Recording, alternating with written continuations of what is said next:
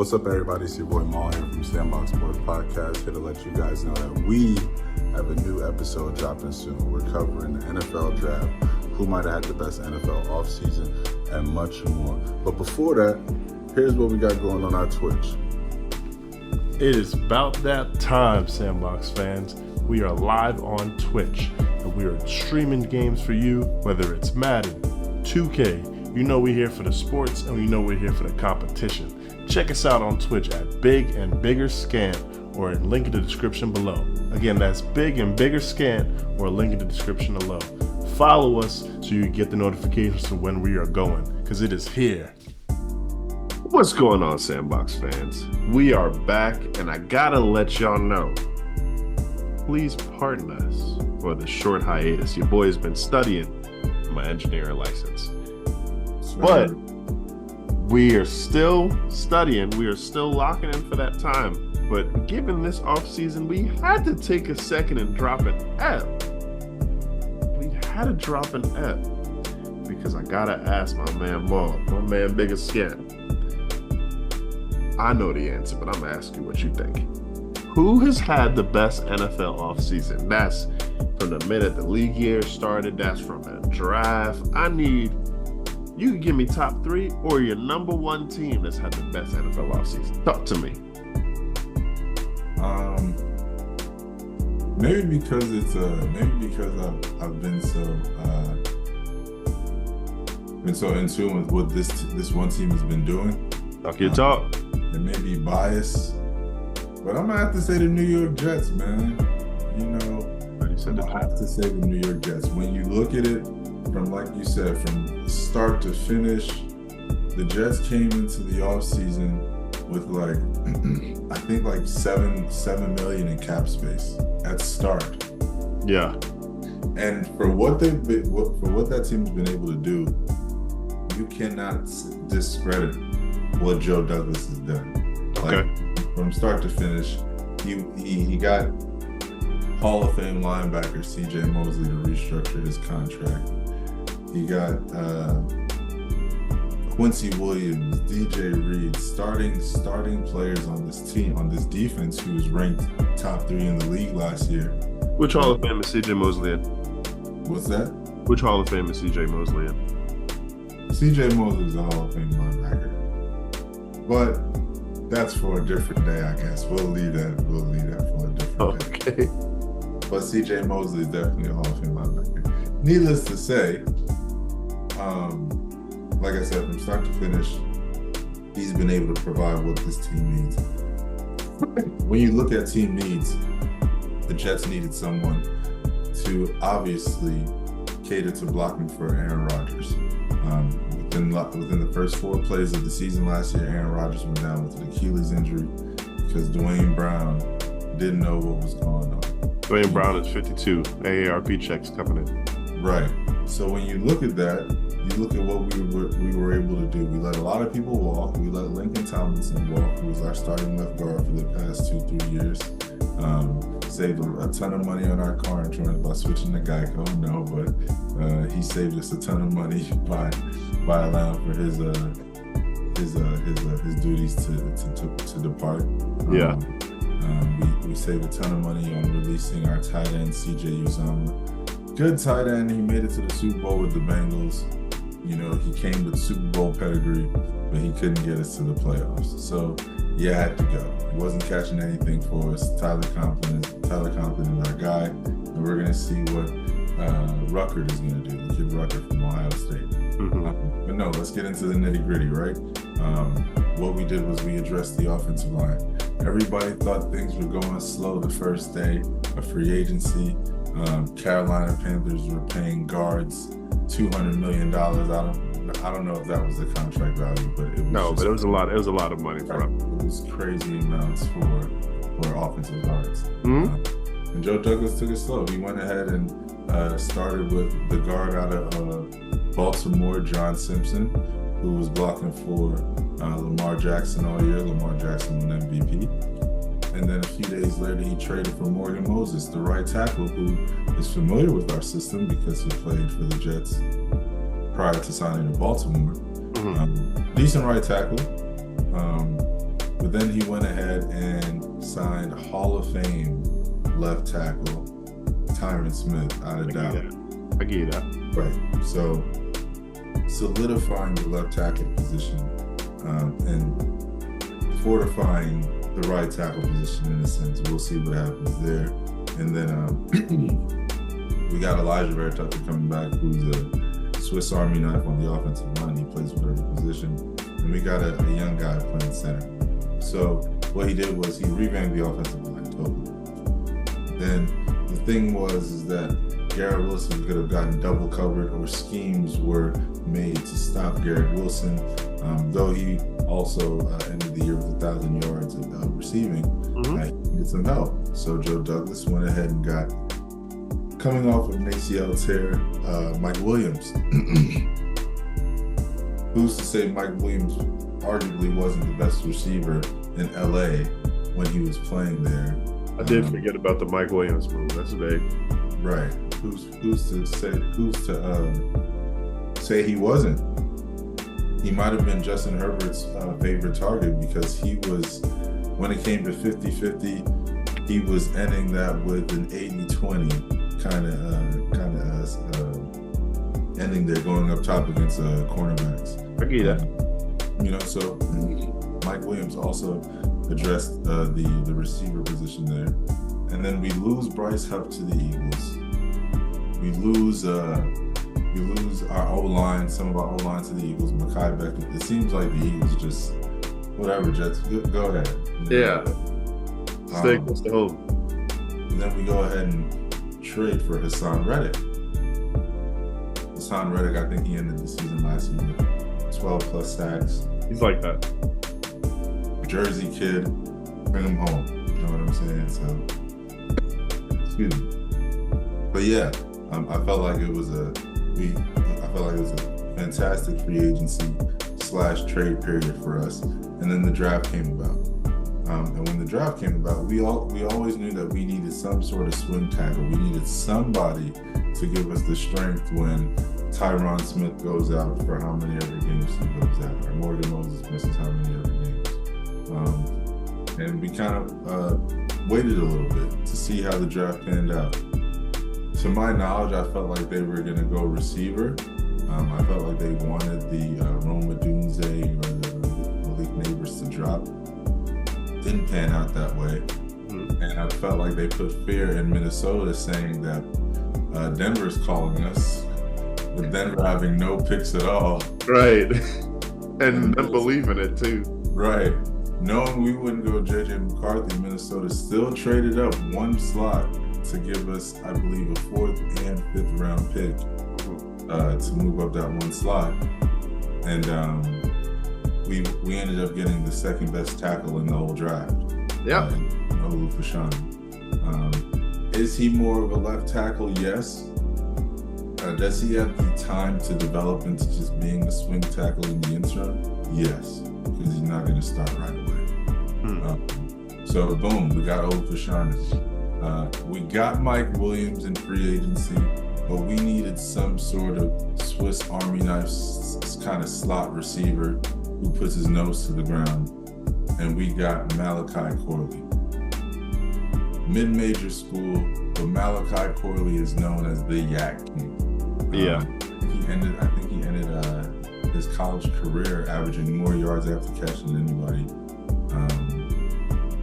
I don't think it's in history of college football, but I'll look it up. But, kudos to the Yak King. We got a receiver that we can just dump the ball off to in an RPO situation, or on third down, who can go ahead and put his nose to the ground. Built like a running back. I think he's like 6'1", 210 or 220 or something like that. Big receiver. Kind of reminds me of like an Anquan Bolden kind of receiver in a sense. Cool, we got him. I can go on and on, but we got him. Then we went ahead and picked up another running back, who I believe came into college football as a linebacker, built like a house. He works out with Derrick Henry, kind of built like Derrick Henry. I think his name is, don't know his last name. Braylon Allen, big dude. Braylon Allen, big dude out of Wisconsin. And then we went ahead and got one of my favorite picks of the draft, Jordan Travis. Because I feel like Jordan Travis before the leg break could have been a first-round draft pick this year based on what it was. The difference between Jordan Travis playing football was why Florida State could not make the top 4 championship. So crazy. But because he was not playing. So, prior to his injury, I think he ended the season with like 20 plus touchdowns, 2 interceptions. Touchdown interception ratio was great. He reminds me a little bit of Deshaun Watson. And I feel like he has time to develop under Aaron Rodgers a little bit. And we'll see what we get out of a late 5th round pick. We don't know. But yeah, to kind of cap things off, I feel like we changed a little bit of the coaching staff up, and we built the draft and the offseason on needs. And I could say now that after the draft, there aren't any major needs for our team outside of maybe safety. So here's my question to you. How many wins did the Jets have last season? 7. Okay. Do the moves that you've made this offseason, do you believe that those moves get you to about 8, 9, maybe 10 wins? Oh, I see no less than 11 wins this season. No less than 11 wins. Yeah, straight up. We look at our schedule too. I think, who do we play this season? What division do we play this season? I think it might be AFC South and NFC, not in the North. We played the North last year, but we just played the West, I believe.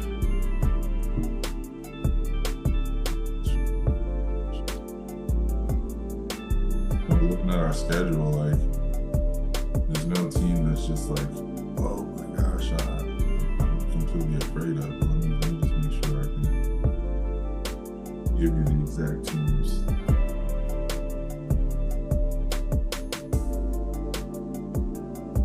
Yeah, because you're in the division, the Patriots will play the same teams, right?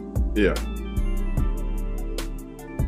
All right, so we're playing the Rams, Broncos, NFC, Seahawks, Cardinals, Vikings. We're not playing the Packers, or we're not playing the Lions. So I guess the Vikings is just a toss-in. Yeah, that's what happened with the 17th game. Gotcha. And then we're playing the AFC North. Cool. So we're playing the Steelers. Tough schedule, man.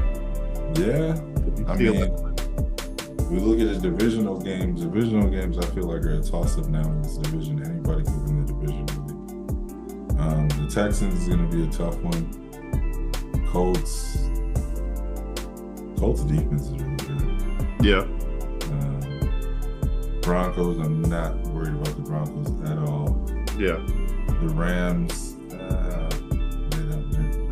not really worried about the Rams. Seahawks, I don't know. It's based on time of year when we play the Seahawks. Seahawks really get hot in the beginning of the year, and then they kind of like pan out. Mm-hmm.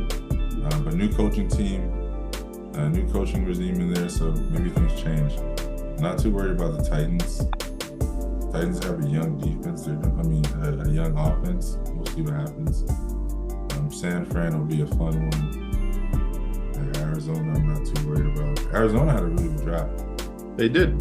They had a lot of picks. Yeah, the schedule doesn't look that good. We'll see. I'm still saying 12 wins. There you go. So, okay. There's a big reason why, even though I'm in the midst of studying, we had to do this app. And it's because Biggest Kid, I'm tired. Tired of hearing how New England is bereft of talent. Tired of hearing how they have no future. Tired of hearing how they're a team no one wants to go to, play for, how they don't know what they're doing. I'm tired. But I understand. I love my Hall of Fame coach. Love him. But let me ask you this real quick, and I'm going to get back to it. All of you that are lucky enough to have grandparents, we love them too. But are you giving your 80, 90-year-old grandpa the wheel behind your Lamborghini if you have one? You give him the keys? Talking about Kraft or we talking about Belichick? We don't get to that. Just tell me. Okay. You give him the keys? I'm not. You ain't giving him the keys? No. Why? Because the car is too new and it's too much going on. I'm telling that about my man, Billy Butterworth Belichick. Listen, he's a phenomenal coach, a phenomenal mind of football. But the game has changed, brother. The game has changed. It's a different game. It's an offensive league. And if you don't zag when the league zigs, you're going to be left behind. We saw that when in a draft where obviously you can't know where these guys are going to be. But in a draft where projected, you got Sky Moore, you got George Pickens, both are available, and you decide, well, Tyquan Thornton ran the fastest 40, so we're going to pick him up. No, he can't play. He never really showed to be a second rounder in college. He never really showed that. He just showed that he was really fast. And then, on top of that, I didn't even mention Cole Strange, but you are picking in the first round. Finally, you always do this trade down thing as if you're still the best team ever. You're picking in the first round, and you decide you're going to take Cole Strange. You got the Rams who just want to bowl, calling, laughing, talking about something. Oh shoot, I thought we was going to pick him at 100. Good for y'all though, bro. No, Bill, no. Listen. This is my thing. I love Bill Belichick, and I hate how much he's been getting cooked. But one thing that I'm all about is the collaborative effort between Gerard Mayo and Elliott Wolf. Listen, you're a great coach, but you're out of touch. And it's time to make a move. And we did. And you bring in Elliott Wolf. You bring in Gerard Mayo. And Elliott Wolf, as soon as he gets in there, yes, he hasn't been named the GM role yet, but he's playing GM. He brings in his guys, Alex Highsmith. He brings in Alex Van Pelt, who has been with the likes of Joe Burrow, the likes of Aaron Rodgers, the likes of Deshaun Watson. He made Joe Flacco look like he could play again last year. Heaven only knows why the Browns fired him, but neither here nor there. He's been with multiple quarterbacks. He's been a quarterback himself.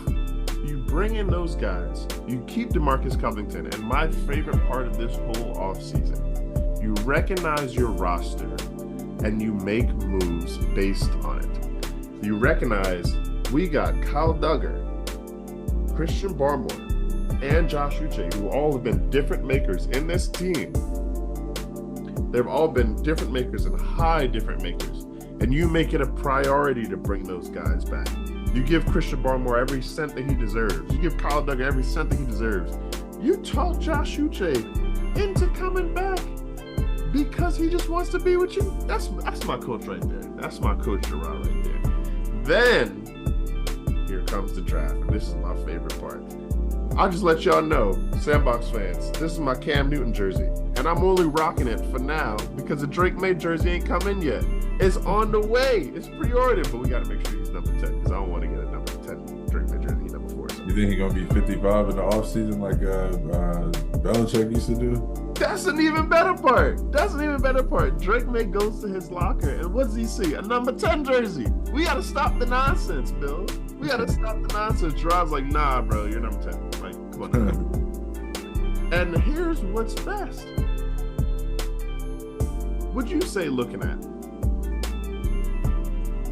Take a look at the Green Bay Packers roster, especially offensively. So it's pretty good. Yeah. Young. They looked pretty good in the playoffs last year, didn't they? Against Dallas, who, if I'm not mistaken, at some point last year we were touting as one of the best defenses in the league. I say that to say, Elliott Wolf was a part of that front office. And he had the plan of, look, we're not going to go out and pay all of these guys a boatload of money who may or may not want to be here. Elliott's like, no, we're going to draft and develop these guys, and we're going to take time and make sure that we're developing these guys. And we're going to develop the guys with our young quarterback. Elliott goes out and he gets a Jalen Polk. He gets, I mentioned Drake May, but I figured we stopped there. That's new Josh Allen. But I digress. You get a Jalen Polk. You go get a Javon Baker. Man, talking about no Josh Allen. That's Josh Allen. You get a Javon Baker. You get a Jalen Polk. You re-sign a Kendrick Bourne to help teach these guys. You get a Jaheim Bell in the 7th round. Yeah. You get these guys, and you also shore up the defense. This is my favorite part. It's not only do you get these guys that are clear difference makers, you recognize, hey, like it or not, our issues are on offense. Our issues are on offense. I'm not saying we have a world-class defense, but our defense is fine. Good, even, especially with the guys we re-signed. And especially with Christian Gonzalez coming back that was hurt. You go and you shore up this offense, and especially you shore it up because Gerard knows he's not an offensive guy. You go to Van Pelt and you're like, yo, what do you need? Tell me what you need, and I'm going to get the guys around you. And I even like the Joe Milton move. I thought about it more. Jacoby's only on a 1-year contract. You're going to need a guy that's going to back up Drake. If we're going to develop the strong arm quarterback that's not as accurate, we may as well develop both of them at the same time. And you at least have a guy that, should Drake go down, you have a guy that plays relatively similar. Who's on your roster right now as quarterback?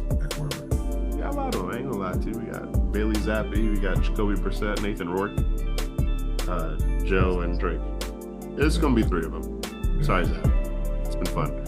But more than anything, you went into the offseason with a plan and you executed the plan. It doesn't just look like you're trying to be the smartest guy in the room by taking a Tyquan Thornton in the 2nd round. And, shouts out Tyquan. Maybe he works in the Rams or something. But you don't even have to play Drake May off top, which theoretically in this offense, I looked at that Browns offense. Drake can play in that offense. Yeah. Drake can play in that offense because the offense is predicated on the run and play action. It's predicated on the run and play action. It's not asking you to do 500 different things that Josh McDaniels would always do. They used to pride themselves, and I know it sounds like I'm pooping on the old Pats. They used to pride themselves on how difficult the offense is. Why would we want that? Why do we want it to be difficult? Keep it simple and keep it strong. And I say that to say, I'm not saying the Pats are going to be in the playoffs this year, but I say that to say the Pats are going to win a lot of games this year just based off of the moves and the plan that they have executed. And you know what? Given that Buffalo had a fire sale for free agents, and given that Tua going Tua, and given that the Jets are going to Jet, this is going to be a fun division this year because of the moves that my team make. I'm here for change. Yeah, I like the draft that you guys had. Don't know what to expect out of you guys. Are the most mysterious team going into the season because of the amount of change that has occurred. Yeah, but it'll be fun, man. I'm low key not rooting for y'all at all, but it'll be fun to see how things pan out. Let's just say that. So you don't think? Okay. So tell me what you think about my take with Drake May being Josh Allen. I said I don't think you want Drake May to be Josh Allen because of where the slope Josh Allen is kind of like going down right now. Well, I personally think, I know what you mean, but I personally think that like Josh Allen losing Brian Daboll was not equivalent, but sort of equivalent to Mac Jones losing Josh McDaniels. You can't have a guy and you teach them how to play the game and you just rip that guy from them. Like it's just like they taught him how to. Brian Daboll taught him how to play. The minute Brian Daboll left, he tripled his interceptions. Like it's just like you can't do that. So that means keeping AVP and TC McCartney with Drake and just having them run with Drake. And also, I love what Elliot Wolf said, whether or not it was BS. Elliot was like, Drake was always our guy. He was always going to be. What position does he hold if he's not your GM? He's director of player personnel. Oh, okay. By the technicality. But he's the GM. Yeah. He's the GM. And right now, after the draft, this is how I know it's nonsense that he's a GM. Right now, after the draft, they were like, after the draft, the Patriots are looking for high-ranking positions in the front office. Like, yeah, What GM is going to want to come in with a team they didn't even pick? It's Elliott. Come on. Yeah. But I'm glad it's Elliott because I knew I was glad it's going to be Elliott the minute Calvin Ridley was asking for $23 million. And Elliott was like, all right, bro. Sure. You got it. But you guys were in all these conversations about Debo and Brandon Ayuk, which you're going to end up paying just the same amount plus. Nah, it's fodder. You're not. Because you got Jalen Poe, you got Javon Baker, who are ready to play, and you got them not in the first round. They're gonna get contracts, but not gonna get contracts that are gonna kill you. And the number one receiver stuff in this league is so overrated. No, it's not. It's not that it's overrated. It's just that you need quality receivers. Sure you do. Yeah, of course. Yeah. The number one receiver thing doesn't matter. Yeah, exactly. If you got a number one, you still need a number two. Yeah. And now in this league, because it's a passing league, you need a number three. Yeah. Yeah. So, say that to say, man. When this Drake May jersey coming, no, I'm gonna be acting a fool. And I'm about to hit another bet tonight, getting Christian Gonzalez jersey. We about to get patch jerseys all over my wardrobe, bro. Watch y'all change y'all jerseys. Them shit stink. Watching I'm getting all alternate joints too, the red joints. We packed everything out. You feel me? Hey, look, this was another fun episode of the Sandbox Sports Podcast because we had to come and tell y'all what our teams are coming with. Because y'all been sleeping too much on these teams. It's Chiefs this or Eagles that or Cowboys didn't even make a move. We talked about them another time. But look, our teams are coming with it. The Bills messed up with that cap because now it's full on attack mode at the top of the hill, man. Yes, sir. Yes, sir. This has been another fun app, though. This has been another fun app. And next time y'all see me will be Drake May when I get that number 10 on. Yes, sir. It's been another fun app, like Chris said, man. We out, man. Hopefully we catch y'all at a Jets-Pats game this year. That'll be a fun one. But glad to see y'all again, man. Hopefully y'all tap in and continue to tap in with us this small, man. And we out. Yes, sir. Boom. Thank you all so much for tapping into another week of the Sandbox Sports Podcast, where we hope to bring you the hottest live news and the hottest takes. If you liked what you watched, or even if you didn't, just please like, share, and subscribe to the channel. It'll help us out greatly, and it'll bring this news to other people. Again, please like, share, and subscribe, and even comment on what you'd like to hear next.